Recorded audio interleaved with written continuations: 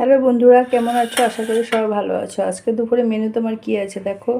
এ হচ্ছে ভাত, এই যে বেগুন ভাজা, আর একটা মিক্স সবজি করা হয়েছে, মিষ্টি কুমড়ো ডাঁটা, মিষ্টি কুমড়ো, তারপরে তোমার মূলো, কোয়াশ, ঝিঙ্গা, আলু সব দিয়ে। আর এটা হচ্ছে কাঁচা লঙ্কা চিড়ি দিয়েছি, পাঁচফোড়ন, তেজপাতা, শুকনো লঙ্কা সম্বার দিয়ে সবজিটা বসিয়ে দিয়েছি। তারপর বড়ি আগে ভেজে তুলে নিয়েছিলাম। এই যে দেখো বড়ি, এটা বড়ি, ঠিক আছে, বড়িগুলো ভেঙে গেছে। যাই হোক, এটা হচ্ছে বড়ি ভেজে উপর দিয়ে দিয়েছি। আর এটা হচ্ছে পমফ্রেট মাছ শস্য পোস্ত দিয়ে করেছি, একটু পাতলা করে করেছি, বেশি গরম যেহেতু।